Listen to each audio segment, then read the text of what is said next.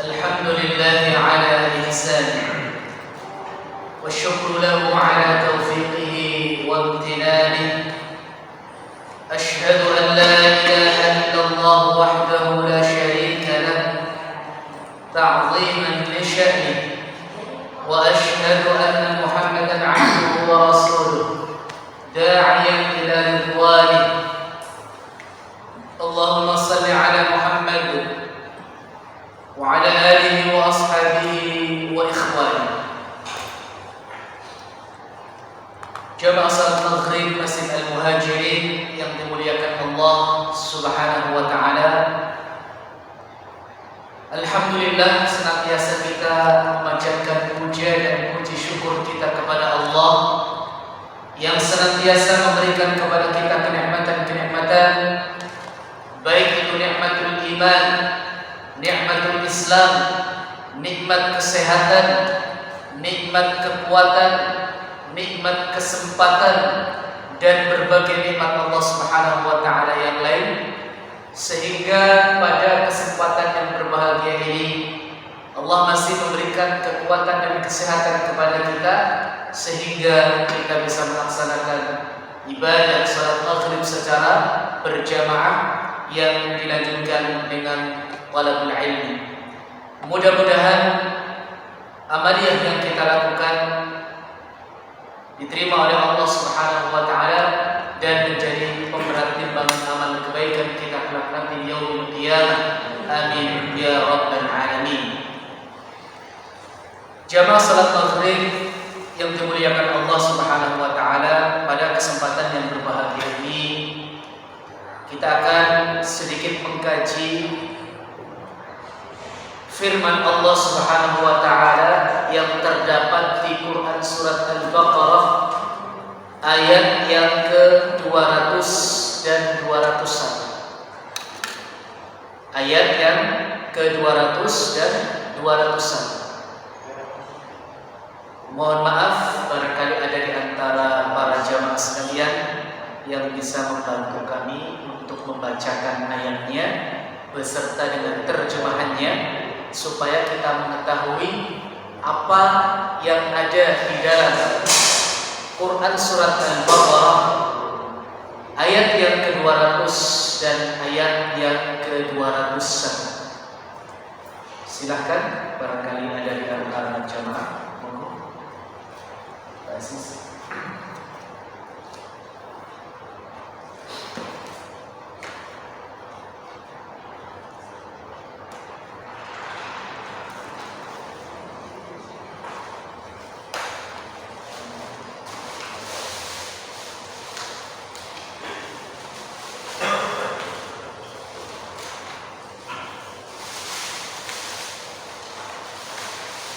Ayat ke-200 dan 201. Silakan. A'udzu billahi minasy syaithanir rajim.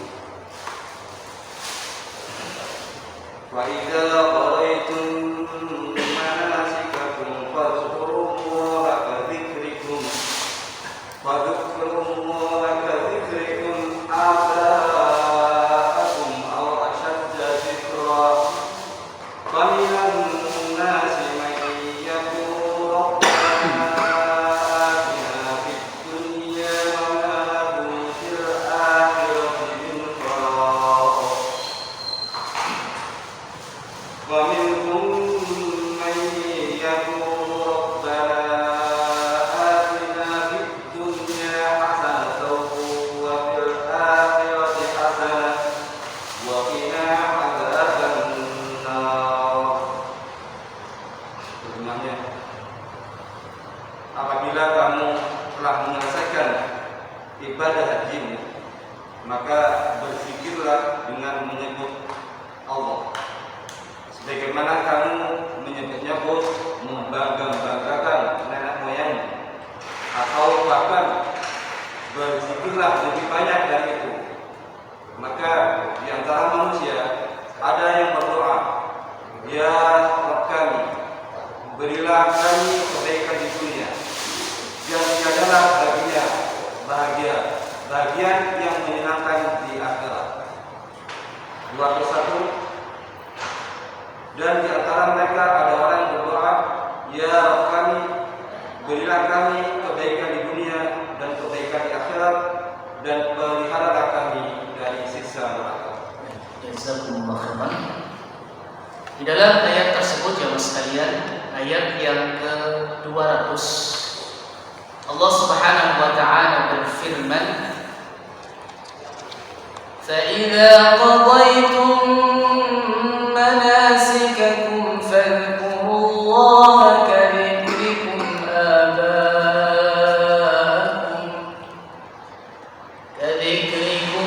آباءَكُمْ أَوْ أَشَدَّ ذِكْرًا.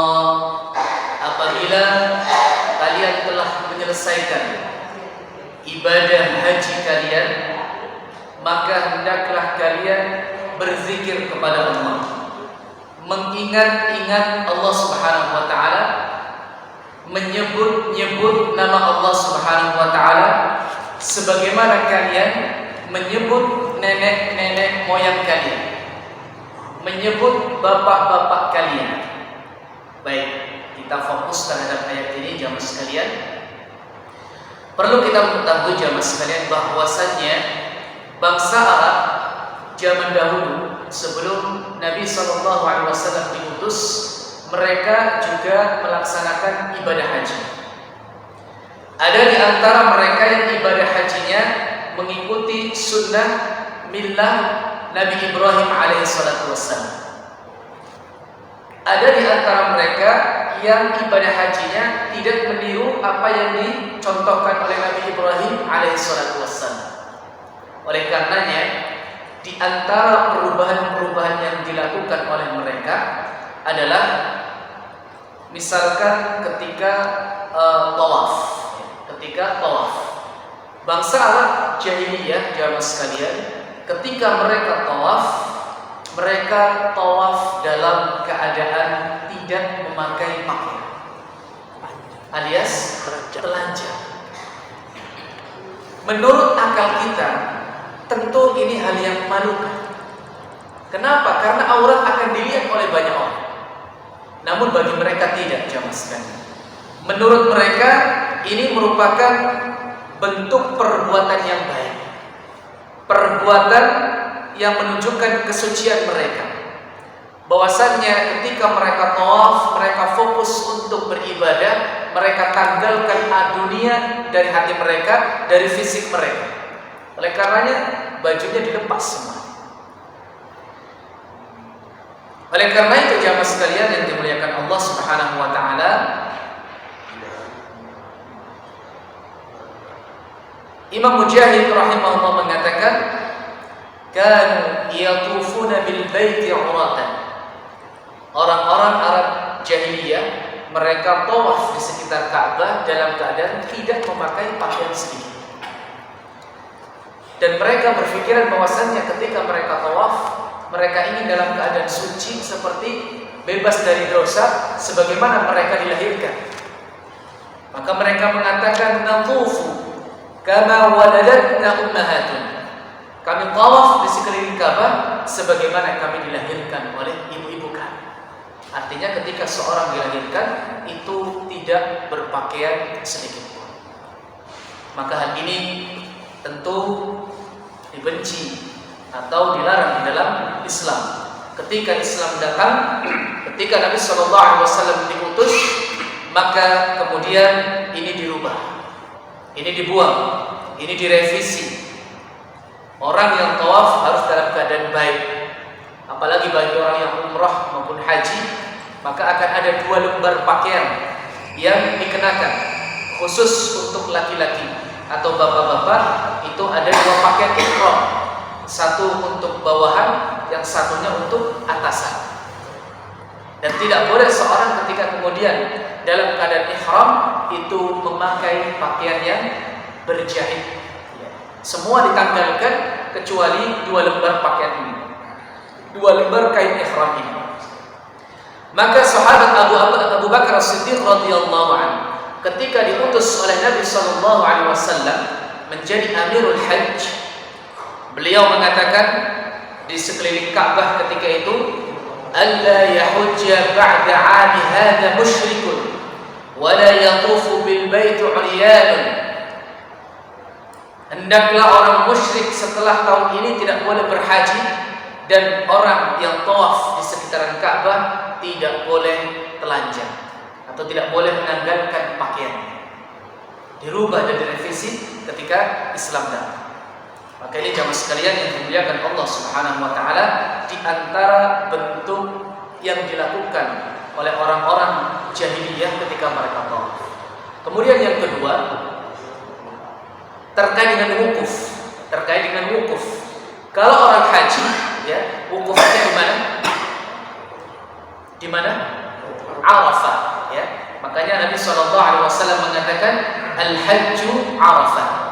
Haji itu adalah wukuf di Arafah. Maka seorang yang berhaji hendaknya dia melaksanakan wukuf di Arafah.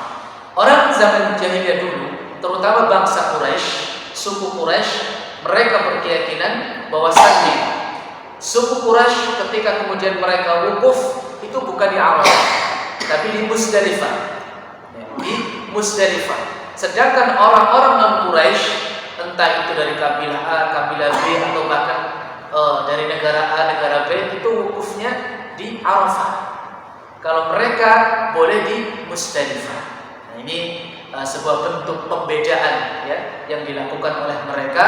Maka Nabi SAW menyamakan semua umat manusia yang Muslim ketika mereka berhaji, baik itu dari Quraisy maupun non-Quraisy, baik itu dari bangsa Arab maupun non-Arab, mereka ketika wukuf, maka wukufnya semuanya di padang Arafah. Ini juga di antara yang dilakukan oleh bangsa Arab zaman jahiliyah. Termasuk jamaah sekalian, ketika mereka menyelesaikan ibadah haji mereka. Di dalam ayat ini tadi disebutkan bahwasannya ketika mereka sudah menyelesaikan ibadah haji mereka, mereka kemudian menyebut-nyebut nenek moyang mereka. Maka di dalam kitab Tafsir At-Tabari disebutkan di sini, kana al-qawmu fi jahiliyatihim ba'da faraghihim min hajjihim wa manasikihim yajtami'una fayatafakharuna bima'athari abaihim. Mereka kaum Arab zaman jahiliyah, setelah mereka kemudian melaksanakan ibadah haji mereka, maka mereka berkumpul, mereka berbangga-bangga dengan prestasi yang dilakukan oleh nenek moyang mereka. Ini yang dilakukan, ya. Bahkan ada di antara mereka yang mengatakan, kana abi yut'imu ta'am. Bapakku dulu ini orang yang suka ngasih makan.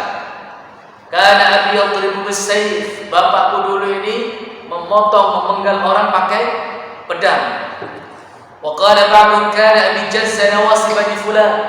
Dahulu ayahku, bapakku itu telah memotong ubun-ubun bani fulan.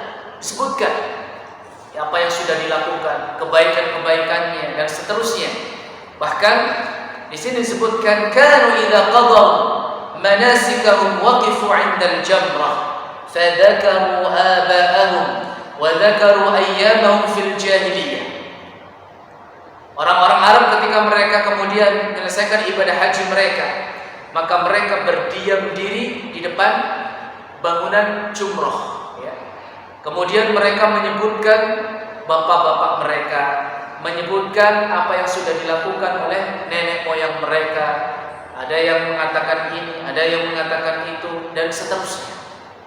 Bahkan ada yang berdoa kepada Allah Subhanahu wa taala, inna abi kana 'azimul jufnah, 'azimul qubbah, katsirul mal, fa'atini mithla ma a'taita abi.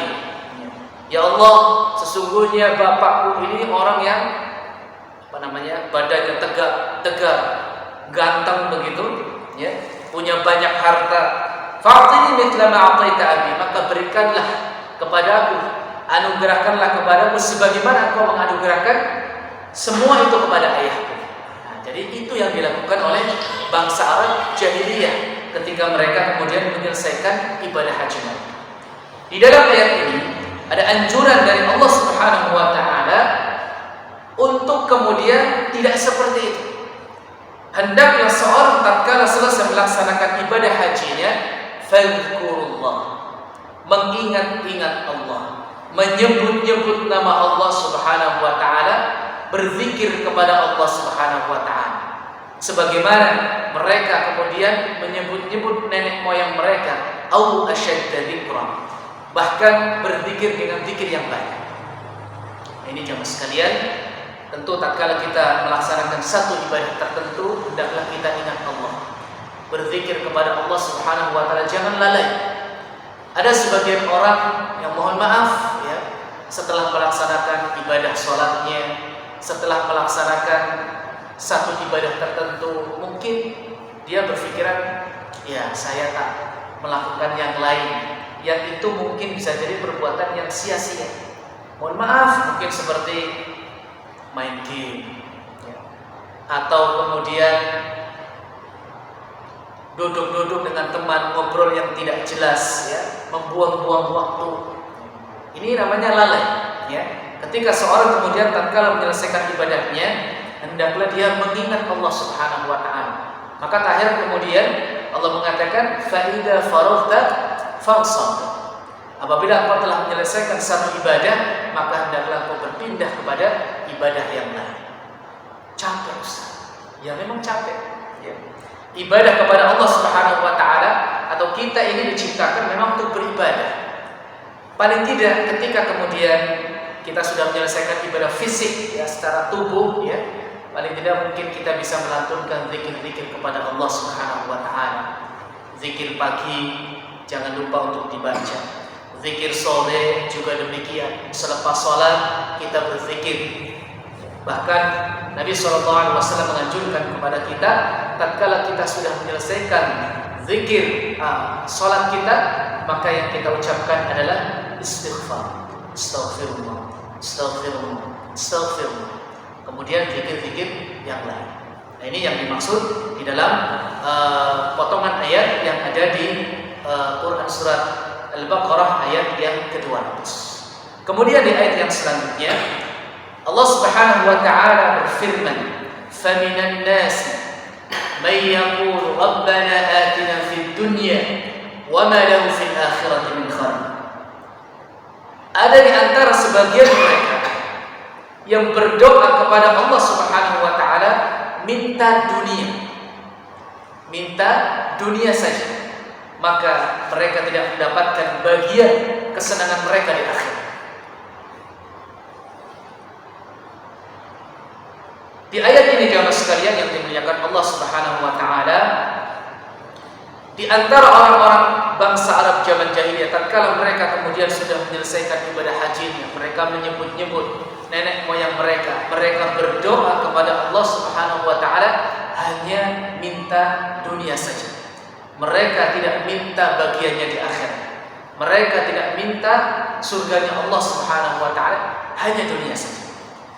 Dan kalau kita melihat jamaah sekalian, mungkin di masyarakat kita ya, tidak sedikit dari mereka ketika mereka berdoa mintanya hanya dunia saja.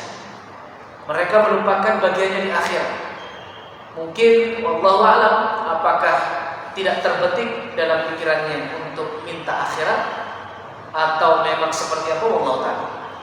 Misalkan, ya Allah berikanlah saya harta yang banyak, berikanlah saya jabatan yang tinggi, berikanlah saya rumah, berikanlah saya mobil, berikanlah saya ini, itu dan seterusnya. Semuanya dunia, tanpa ada permintaan akhirat sedikit pun. Maka Allah Subhanahu wa taala mencela sebetulnya orang-orang yang seperti ini, yang hanya minta dunia saja, yang hanya minta bagiannya di dunia tanpa ada bagiannya di akhirat. Maka di ayat yang selanjutnya, jemaah sekalian, di ayat yang ke-201 ini di antara permintaan orang-orang yang beriman, Allah mengatakan, wa minhum may yaqulu rabbana atina fid dunya hasanah wa fil akhirati hasanah wa qina adzabannar. Ada di antara manusia yang berdoa kepada Allah, minta kebaikan di dunia, minta kebaikan di akhirat, dan dijauhkan dari siksa api neraka. Inilah permintaan orang-orang yang beriman. permintaan kita semuanya. Dan doa ini doa yang sangat luar biasa jamaah sekalian. Orang-orang Indonesia menyebutnya doa ini doa sapu jagat. Ya. Wallahu a'lam siapa yang pertama kali menyebut ya doa ini dengan doa sapu jagat. Ya. Karena doa ini mencakup kebutuhan manusia di dunia dan kebutuhan manusia di akhirat. Maka sebelum kita menjelaskan tafsir dari ayat 201 ini jemaah sekalian, ada keutamaan dari doa di Al-Baqarah ayat 201. Kami ringkaskan ada 5 keutamaan, ya, 5 keutamaan. Yang pertama, doa ini adalah doanya para nabi dan orang-orang saleh zaman dulu. Doa ini adalah doanya para nabi dan orang-orang saleh zaman dahulu. Dalilnya adalah apa yang disampaikan oleh Al-Imam Ibnu Hajar Al-Asqalani rahimahullah. Beliau mengatakan, "Lam yad'u nabiyyun wala salihun illa dakhala fi hadha ad-du'a." Tidak seorang pun nabi dan orang-orang yang saleh kecuali mereka berdoa dengan menggunakan doa ini. Jadi kalau kita ingin mencontoh para nabi jamaah sekalian, ketika kita berdoa jangan lupakan doa ini. Oleh karenanya ketika kita berdoa, doa apapun yang kita minta jangan sampai kita melupakan untuk melafalkan, menyelipkan doa Rabbana atina fid dunya hasanah wa fil akhirati hasanah wa qina adzabannar. Ini keutamaan yang pertama. Keutamaan yang kedua, doa ini termasuk doa yang ada di dalam Al-Quran. Doa ini termasuk yang ada di dalam Al-Quran. Yaitu di mana? Ya di Al-Baqarah ayat 201. Yang mana doa ini adalah doa yang ringkas lafadznya namun padat maknanya. Ini disebut dengan jawami'ul kalim. Jadi Nabi SAW diberikan kekhususan oleh Allah Subhanahu wa taala berupa jawami'ul kalim, yaitu perkataan yang singkat lafadznya namun padat maknanya. Salah satunya adalah doa ini. Kemudian yang ketiga, keutamaan yang ketiga, doa ini adalah doa yang paling banyak dibaca oleh Nabi SAW. Doa yang paling banyak dibaca oleh Nabi SAW. Apa dalilnya? Kami sebutkan riwayatnya. Rawal Bukhari wa Muslimun an Anas radhiyallahu anhu qala kana aktsaru du'a'i Nabi sallallahu alaihi wasallam Allahumma rabbana atina fid dunya hasanah wa fil akhirati hasanah wa qina adzabannar. Diriwayatkan oleh Imam Bukhari dan Muslim dari sahabat Anas bin Malik radhiyallahu anhu. Nanti di keutamaan yang keempat jamaah sekalian, itu hadisnya juga diriwayatkan oleh sahabat Anas, sama ya. Mungkin ada satu faedah jamaah sekalian terkait dengan sahabat Anas ini yang bisa kita jadikan pelajaran dalam kehidupan kita sehari-hari. Sahabat Anas bin Malik ini adalah seorang sahabat yang didoakan oleh Nabi SAW untuk mendapatkan umur yang panjang dan mendapatkan keturunan yang banyak. Jadi doanya, Allahumma akfir malahu wa waladahu. Jadi Nabi SAW mendoakan, di riwayat yang lain itu didoakan dengan umur yang panjang. Kemudian di doa ini itu diberikan doa dibanyakkan hartanya dan dibanyakkan anaknya. Anaknya Anas bin Malik radhiyallahu anhu ini ada sebagian yang mengatakan 80, ada yang mengatakan di atas 100. Ini kira-kira dari berapa istri ya? Dan istilahnya apa namanya? Karena usia beliau ini paling panjang jamaah sekalian di antara para sahabat Nabi SAW. Ya. Beliau kalau tidak salah usianya 100 sekian tahun, lebih pastinya karena ada perbedaan pendapat di antara para ulama. Ya. Ini usianya yang paling panjang di antara para sahabat Nabi Shallallahu Alaihi Wasallam. Sahabat Anas bin Malik radhiyallahu anhu, ibunya Anas ini, ketika kemudian berada di kota Madinah, beliau menceritakan terkait dengan Nabi sebelum beliau hijrah. Sehingga ketika kemudian Nabi Shallallahu Alaihi Wasallam akan datang ke kota Madinah, Anas bin Malik ini betul-betul bergembira, senang terhadap kedatangan Nabi Shallallahu Alaihi Wasallam. Maka ketika Nabi datang, orang-orang Ansar memberikan hadiah-hadiah kepada Nabi. Datanglah Ummu Sulaim, ibunya Anas bin Malik radhiyallahu anhu, kepada Nabi Shallallahu Alaihi Wasallam, ya Rasulullah, sesungguhnya orang-orang Ansar mereka sudah memberikan hadiah-hadiah kepada Nabi, kecuali saya, karena saya nggak punya harta, nggak punya dunia, illa ibni hadha, kecuali anakku ini. Ya, maka anak ini diserahkan kepada Nabi untuk dijadikan sebagai pelayan, atau bahasa kita apa? Pembantu. Silakan engkau berikan perintah apapun ya Rasulullah, saya berikan, ikhlaskan anak saya ini kepada. Akhirnya waktu itu usia Anas bin Malik radhiyallahu anhu ketika diserahkan sama Nabi itu ada yang mengatakan 8 tahun, ada yang mengatakan 10 tahun. Kira-kira kelas berapa? Kalau 10 tahun, kelas 4 SD sudah diminta untuk jadi pelayan, sudah diminta untuk jadi pembantu. Tapi majikannya bukan seperti kita, ya. Majikannya ini Rasulullah Shallallahu Alaihi Wasallam. Nah, ini perkataan Anas yang luar biasa ya. Beliau berkhidmah kepada Nabi Shallallahu Alaihi Wasallam itu kurang lebih selama 10 tahun. 10 tahun beliau melayani Nabi, 10 tahun beliau membantu kebutuhan Nabi Shallallahu Alaihi Wasallam. Kira-kira 10 tahun jadi pembantu itu lama apa sebentar? Lama. Ya. Kalau ada atau di antara jamaah sekalian ada nggak yang di rumahnya tidak pakai pembantu? Tidak pakai. Kalau pakai kan mungkin banyak kayaknya ya. Yang tidak pakai ada di rumah? Kira-kira di antara jamaah sekalian banyak atau sedikit? Lebih banyak yang pakai atau tidak pakai? Kayaknya yang lebih banyak mungkin pakai barangkali ya.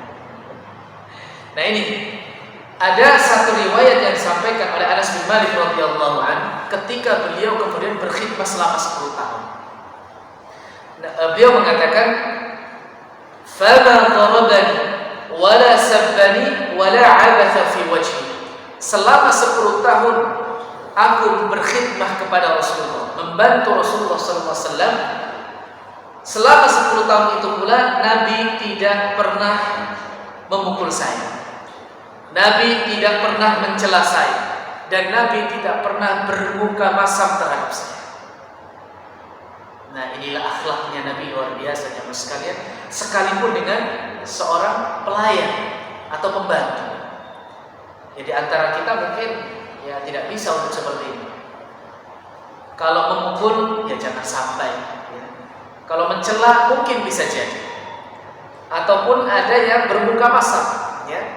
Tidak menyapa pelayan tersebut atau pembantu tersebut, kadang demikian ya. Tapi ini Nabi SAW memberikan contoh yang sangat luar biasa.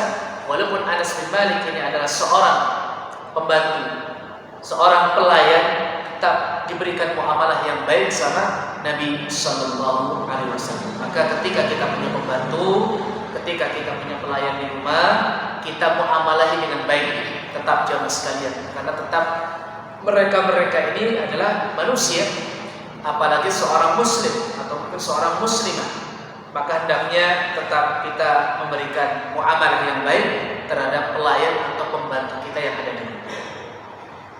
Baik, hadis dari Anas bin Malik radhiyallahu anhu terkait dengan doa ini, bahwasannya beliau mengatakan, karena aktsar doa Nabi sallallahu alaihi wasallam, doa yang paling banyak dipanjatkan Nabi, doa yang paling banyak diucapkan Nabi SAW adalah Allahumma Rabbana atina fid dunya hasanah wa fil akhirati hasanah wa qina adzabannar. Jadi keutamaan yang ketiga ini adalah doa yang paling banyak dibaca oleh Nabi kita Nabi Muhammad SAW. Kemudian keutamaan yang keempat, Nabi SAW membimbing seseorang untuk membaca doa ini karena dia salah dalam berdoa. Nabi membimbing seorang untuk membaca doa ini karena orang ini salah dalam berdoa. Disebutkan di dalam hadis Nabi SAW, saya bacakan riwayatnya, wara Muslimun fi sahihihi an Anas radhiyallahu anhu anna Rasulullah sallallahu alaihi wasallam 'ada rajulan minal muslimin. Disebutkan oleh Imam Muslim di dalam sahihnya dari sahabat Anas bin Malik radhiyallahu anhu, sesungguhnya Nabi sallallahu alaihi wasallam mengunjungi seseorang di kalangan kaum muslimin. Qad khafta fasara mithal farkhi, yang dia sakit parah, kurus seperti seekor burung yang kecil. Faqala lahu Rasulullah sallallahu alaihi wasallam, maka Nabi sallallahu alaihi wasallam bertanya kepada orang tersebut, apakah engkau suatu saat pernah berdoa atau meminta sesuatu kepada Allah Subhanahu wa taala? Maka dia menjawab, "Na'am, iya." Qultu aku, maka aku mengatakan, maksudnya orang tadi yang sakit parah ini, dia berkata, dia berdoa, Allahumma ma kunta mu'aqibi bihi fil akhirah fa'ajjilhu li fid dunya. Ya Allah, seandainya engkau menimpakan aku siksaan di akhirat, maka segerakanlah siksaan tersebut di dunia. Dia minta kepada Allah Subhanahu wa taala untuk ia ditimpakan siksaan yang seandainya nanti di akhirat Allah akan timpakan siksaan untuk dia. Jadi dia dalam keadaan sakit parah, jamaah sekalian, dia minta kepada Allah Subhanahu wa taala, ya Allah, saya ini sudah sakit parah, saya ini sudah sakit lama. Kalau seandainya saya ini diberikan hukuman di akhirat, di neraka, maka segerakanlah hukuman itu ya Allah, segerakan. Supaya apa? Dia berpikir supaya nanti ketika dia mati atau meninggal, dia tidak mendapatkan hukuman di akhirat, masuk surga lah maksudnya begitu. Ya. Maka Nabi SAW mengatakan, Subhanallah, la tutiquhu aw la tastati'uhu. Subhanallah, engkau tidak akan kuat, engkau tidak akan siap untuk kemudian menanggung atau memikul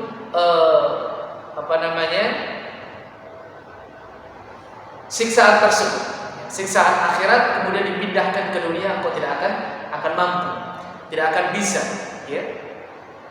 Karena kita tahu jamaah sekalian bahwasanya siksaan akhirat ini sangat luar biasa, tidak bisa untuk kemudian kita pandang remeh. Oleh karenanya jangan sampai ada mindset di dalam pemikiran kita, tidak mengapa masuk neraka sebentar, habis itu masuk surga. Yang pertama pertanyaannya, kata siapa kita ini kemudian sebentar di neraka? Bisa jadi lama, ya. Sebentar-sebentarnya di akhirat itu lama sekali jamaah sekalian. Kata Allah Subhanahu wa taala, wa inna yawman 'inda rabbika ka'alfi sanatin mimma ta'uddun.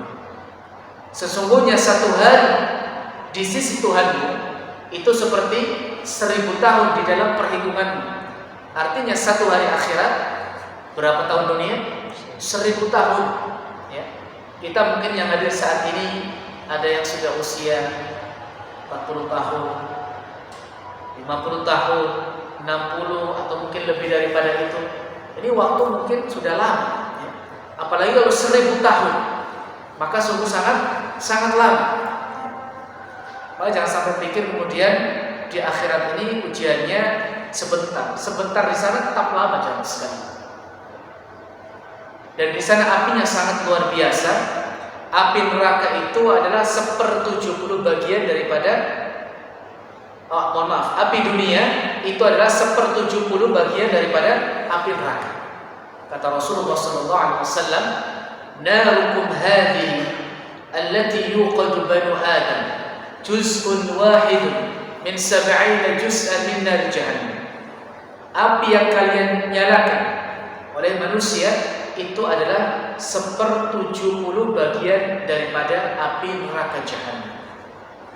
Dalam riwayat yang lain disebutkan yang 1/70 tadi itu masih harus dicelupkan ke dalam lautan sebanyak 2 kali supaya panasnya bisa memberikan manfaat bagi manusia. Nah, ini panasnya sangat luar biasa. Tidak bisa kita bayangkan dengan akal kita. Intinya jangan sampai kemudian kita masuk nerakanya Allah Subhanahu wa taala. Kita berharap supaya kita diberikan kemudahan oleh Allah Subhanahu wa taala supaya mudah untuk bisa masuk surga. Amin ya rabbal alamin. Kemudian jemaah sekalian, bukti daripada kita tidak akan kuat dengan siksaan api neraka, maka Nabi SAW memberikan pesan, la tutiqu, engkau tidak akan mampu, engkau tidak akan kuat untuk menanggung siksa api neraka. Karena seringan-ringannya siksa api neraka, kata Nabi SAW, inna ahwana ahli nari adaban Abu Talib. Siksaan yang paling ringan di neraka itu adalah Abu Talib. Siapa Abu Talib? Paman Nabi SAW, ya, paman yang mencintai Nabi, ya, saudaranya, ayahnya Abdullah. Namun beliau membantu atau membela Nabi SAW karena sebatas nasab atau keturunan, bukan karena agama. Ya. Namun kata Rasulullah SAW, siksaan yang paling ringan penduduk neraka itu adalah Abu Talib. Apa bentuk siksaannya jemaah sekalian? Fi rijlaihi na'lani min nar yaghli minhuma dimaghuhu. Allah Subhanahu wa taala berikan sandal dari api neraka yang panasnya menjadikan ubun-ubunnya kemudian mendidih. Menjadikan ubun-ubunnya Abu Talib ini mendidih ketika Allah Subhanahu wa taala memberikan sandal dari api neraka. Ini adalah siksaan yang paling ringan dari penduduk neraka jemaah sekalian. Maka Nabi tidak heran kemudian mengatakan, la tutiqu, engkau tidak akan mampu, engkau tidak akan kuat untuk menanggung siksa akhirat atau siksa neraka jahannam. Ini ada dulu? Belum, masih 5 menit. Baik. Maka Nabi SAW mengatakan, afala qulta Allahumma atina fid dunya hasanah wa fil akhirati hasanah wa qina adzabannar. Kenapa engkau enggak berdoa sama Allah Subhanahu wa taala, ya Allah, berikanlah aku kebaikan di dunia, berikanlah aku kebaikan di akhirat, jauhkan aku dari siksa api neraka. Oleh karenanya jemaah sekalian, kalau seandainya misalkan ada di antara jamaah sekalian yang diuji oleh Allah dengan sakit yang mungkin, mohon maaf, ya, terus menerus, sakit yang tidak kunjung sembuh, sakit yang parah. Kadang syaitan itu masuk dalam pikiran kita seperti itu jemaah sekalian. Maka nggak heran kalau kemudian orang ini mengatakan, ya sudah ya Allah, karena aku sudah kasih aku sakit parah, sekalian ya Allah, biar nanti saya nggak menanggung siksa di akhir. Kadang begitu. Maka hendaklah ke orang-orang yang seperti ini bersabar terhadap ujian Allah Subhanahu wa taala dan jangan lupa untuk membaca doa ini. Nah, ini sunnahnya Nabi SAW ketika seorang sakit parah bertahun-tahun tidak kunjung sembuh, di antara yang dipanjatkan olehnya adalah doa sapu jagat. Maka Nabi SAW mendoakan orang tersebut dan dengan izin Allah Subhanahu wa taala orang ini pun sembuh. Dengan izin Allah, lewat doa Nabi SAW, orang ini pun sembuh dari sakitnya. Nah, ini jamaah sekalian, riwayat yang selanjutnya dari keutamaan doa ini, bahwa Nabi SAW membimbing seseorang yang salah dalam berdoa.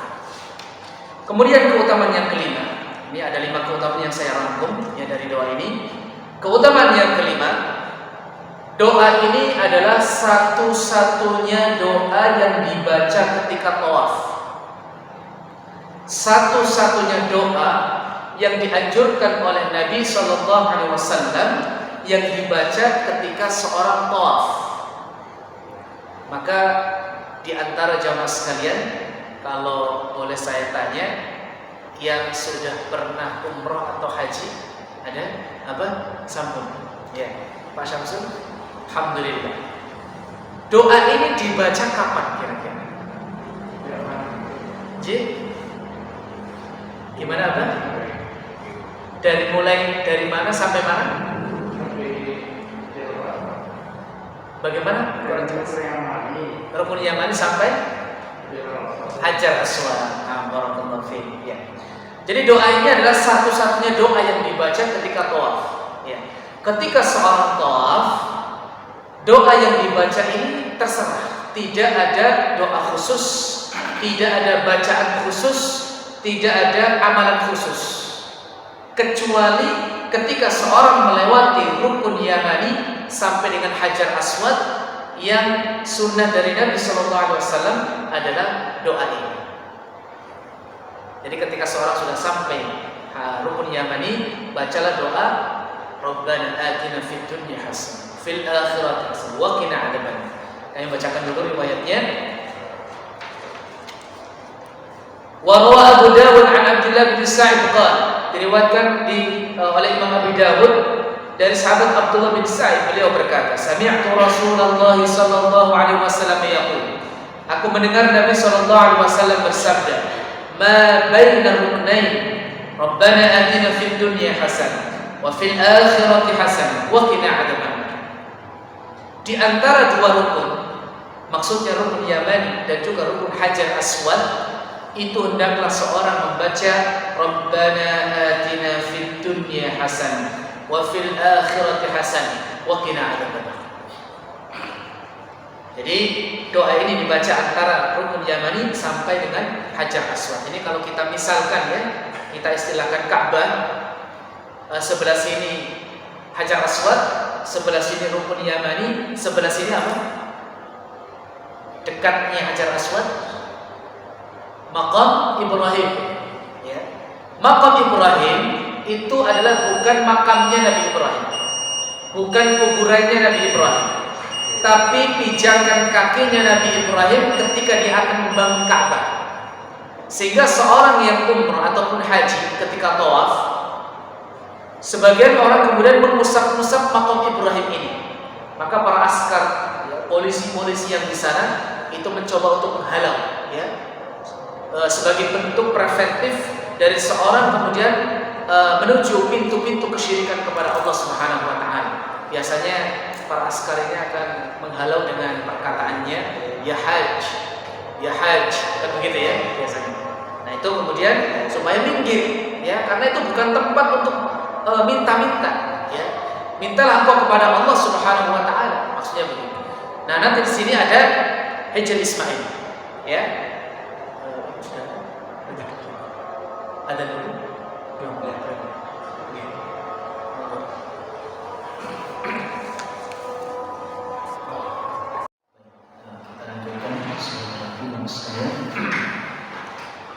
Jadi terkait dengan doa ini tadi dibaca ketika tawaf, dan saking luar biasanya doa ini, sahabat Umar bin Khattab radhiyallahu anhu itu seluruh tawafnya membaca doa ini. Seluruh tawafnya, tidak ada bacaan-bacaan yang lain yang dibaca oleh beliau radhiyallahu anhu kecuali doa ini. Walaupun tadi kita sampaikan bahwasannya antara Hajar Aswad sampai dengan rukun Yamani itu tidak ada doa khusus, tidak ada bacaan khusus. Yang khusus hanya dari rukun Yamani sampai Hajar Aswad. Tapi saking luar biasanya doa ini, maka sahabat Umar bin Khattab seluruh tawafnya, baik antara Hajar Aswad sampai rukun Yamani atau rukun Yamani sampai dengan Hajar Aswad, beliau senantiasa baca Rabbana atina fid dunya hasanah wa fil akhirati hasanah wa qina adzabannar. Nah, sepengetahuan kami jamaah sekalian, terkait dengan bacaan ketika tawaf. Yang maksur dari Nabi itu hanya ada 3, bukan doa atau zikir, tapi bacaan, ya, yang sesuai dengan petunjuk Nabi ketika tawaf itu hanya ada 3. Yang pertama, bacaan ketika seorang sejajar dengan Hajar Aswad. Dia angkat tangannya, dia baca apa? Bismillah, Allahu Akbar. Bismillah, Allahu Akbar. Tanpa dicium tangannya, tanpa dicium tangannya. Mencium tangan kapan disyariatkan? Ketika tangan ini menempel Hajar Aswad, itu baru boleh dicium. Tapi kalau tangan ini tidak menempel Hajar Aswad, maka tatkala seorang jauh nggak bisa sampai ke Hajar Aswad, dia akan memulai tawafnya, maka dia cukup dengan isyarat Bismillah, Allahu Akbar. Karena di sana jamaah sekalian banyak ya orang-orang yang kemudian ketika mereka begini sambil cium tangan mereka. Bismillah, Allahu Akbar, cium. Bismillah, Allahu Akbar, cium. Ya. Padahal ini tidak tidak benar. Ya. Cium tangan itu kalau kemudian tangan ini sampai bisa menempelkan Hajar Aswad, itu baru boleh dicium. Nah, ini bacaan yang pertama, Bismillah, Allahu Akbar. Kemudian bacaan yang kedua, bacaan antara rukun yamani sampai dengan Hajar Aswad, ya doa ini. Kemudian yang ketiga, ketika selesai dari tawafnya, berapa putaran? 7, ya. Selesai 7 berakhir di Hajar Aswad, maka setelah itu ngapain? Setelah itu kemana? Masih ingat? Setelah itu menuju Maqam Ibrahim. Setelah itu menuju Maqam Ibrahim sambil membaca firman Allah Subhanahu wa taala, "Wattakhid min maqami Ibrahim musalla." Kemudian seorang dianjurkan untuk sholat. Kalau bisa sholat di belakang Maqam Ibrahim, kalau tidak bisa ya dekat-dekat area situ. Nah, ini 3 bacaan yang disyariatkan ketika seorang di dalam tawaf. Adapun yang lain doa-doa khusus itu tidak ada. Sebagian travel menyusun doa-doa itu hanya untuk memudahkan jamaah, ya, memudahkan jamaah ketika tawaf dia baca doa, ya tawaf dia baca zikir dan seterusnya. Dan kami sarankan jamaah sekalian, ketika di sana mintalah kepada Allah Subhanahu wa taala permintaan-permintaan kita. Permintaan yang tulus, permintaan yang ikhlas, permintaan yang betul-betul dari hati, tidak hanya sebatas lisan saja. Biasanya seorang yang minta kepada Allah yang betul-betul dari hatinya, tulus, ikhlas, tidak hanya dari lisannya saja, itu yang biasanya dikabulkan sama Allah. Biasanya dikabulkan sama Allah Subhanahu wa taala, itu yang tulus dari sini. Sebagaimana dulu ada seorang Afrika, ya, kalau panjenengan lihat videonya, sekarang masih ada itu di YouTube, saya lihat itu, seorang Afrika yang dia itu ketika di pinggiran Ka'bah, dia berdoa sama Allah Subhanahu wa taala. Awalnya dia doa dengan doa-doa yang maksur, ya, seperti Rabbana zalamna anfusana wa illam taghfir lana wa tarhamna lanakunanna minal khasirin. Kemudian Allahumma inni as'aluka ilman nafi'a wa rizqan thayyiban wa 'amalan mutaqabbal, dan seterusnya. Tapi yang setiap waktu itu kayaknya doa ini yang tulus dari hatinya, ya. Setelah baca doa ini jamaah sekalian, dia minta sama Allah Subhanahu wa taala, ya Allah, fulus ya Allah, fulus begitu. Ada yang pernah lihat videonya? Itu orang Afrika jamaah sekalian. Sampingnya ini ada orang Aljazair kalau tidak salah, dia mengingatkan, kok mintanya fulus? Diingatkan sama dia, doa sama Allah Subhanahu wa taala, Allahumma inni a'udzubika min 'adzabi jahannam wa min 'adzabil qabri wa min fitnatil mahya wal mamat wa min syarri fitnatil masih ad-dajjal.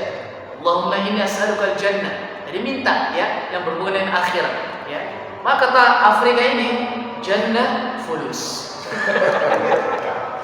Ya surga ya duit, maksudnya begitu. Tidak berselang lama jamaah ketika pulang ke negerinya, ke negaranya, Allah Subhanahu wa taala kasih itu dunia. Wallahu alam dengan cara seperti apa?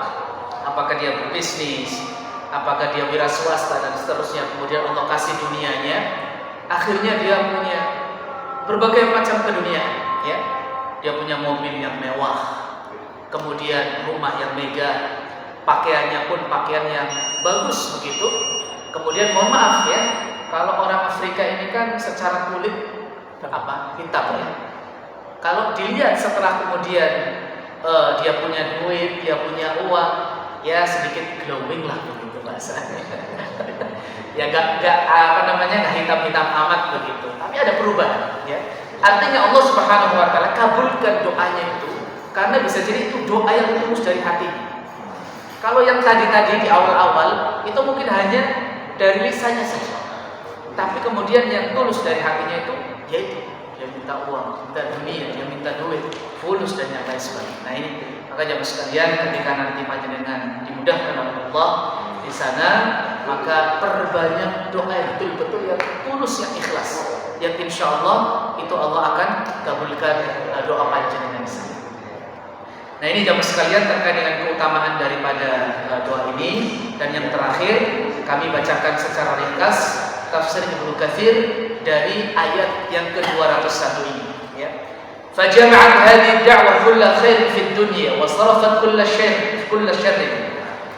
Doa ini adalah doa yang mengumpulkan segala kebaikan di dunia dan menjauhkan seorang dari keburukan ya. Fa innal hasana fid dunya tashmalu kull matlubin dunawiyyin min 'afiyah wa darin rahbah wa zawjatin hasanah wa rizqin wasi'. وعلم نافع وعمل صالح ومركب هني وثناء جميل إلى غير ذلك. Jadi yang dimaksud dengan hasanah fid dunya itu adalah segala permintaan dunia yang kita minta, yang mencangkup kesehatan, rumah yang nyaman, ujian yang baik, rizki yang halal, rizki yang luas, rizki yang banyak, istri yang salihah, ilmu yang bermanfaat, amal yang saleh, kendaraan yang nyaman, dan yang lain sebagainya. Ini dari yang dimaksud dengan al-hasanah fid dunya. Tapi ini hanya sebatas contoh saja jamaah sekalian. Kita punya teman-teman yang baik, yang masya Allah berkumpul ya di masjid Allah Subhanahu wa taala, teman yang saling mengingatkan, termasuk punya tetangga yang baik, ini juga hasanah fid dunya. Adapun hasanah fil akhirah itu adalah dukhulul jannah, masuknya seorang ke dalam surganya Allah Subhanahu wa taala. Tidak ada satu kebaikan yang kemudian ada di akhirat kecuali seorang bisa masuk surganya Allah Subhanahu wa taala. Karena tatkala nanti di akhirat itu seorang akan masuk satu di antara dua pintu, satu di antara dua tempat, tidak ada yang ketiga. Imma surga, imma neraka. Dan tentu yang kita minta sama Allah Subhanahu wa taala, kita minta surganya Allah Subhanahu wa taala. Wa qina adzabannar. Jauhkanlah kami dari siksa api neraka. Apa yang dimaksud jamaah sekalian? Isrif 'anna 'adzabaha. Ya Allah, jauhkanlah kami dari adabnya, adab neraka, dan segala sesuatu yang bisa menjerumuskan seseorang terhadap masuknya ke dalam api neraka. Baik itu dari lisan kita, dari mata kita, dari tangan kita, dari kaki kita, dan dari segala bentuk perbuatan kita yang menjurus kepada neraka jahanam. Itu kita minta kepada Allah supaya kita dijauhkan dari siksa api neraka. Oleh karena jamaah sekalian, di akhir pertemuan ini kami anjurkan kepada jamaah sekalian untuk senantiasa membaca doa 4 perlindungan sebelum salam. Di tasyahud yang terakhir ketika sudah selesai innaka hamidun majid, baca doa 4 perlindungan. Allahumma inni a'udzu bika min 'adzabi jahannam wa min 'adzabil qabr wa min fitnatil mahya wal mamat wa min syarri fitnatil masiihid dajjal. Ya Allah, aku berlindung kepadamu dari azab jahannam, dari azab kubur, dari fitnah kehidupan dan kematian, dan dari fitnah ad-dajjal. Nah, ini doa yang dianjurkan untuk kita baca ketika kita akan salam. Barangkali ini sedikit yang bisa disampaikan. Mudah-mudahan ada manfaatnya untuk kita semuanya, dan mudah-mudahan kita semuanya diberikan pertolongan, kemudahan oleh Allah Subhanahu wa taala untuk untuk bisa mendapatkan seluruh kebaikan dunia dan seluruh kebaikan di akhirat, dan dijauhkan dari siksa api neraka. Amin ya rabbal alamin. Subhanakallahumma wa bihamdika asyhadu an la ilaha illa anta astaghfiruka wa atubu ilaik. Assalamualaikum warahmatullahi wabarakatuh.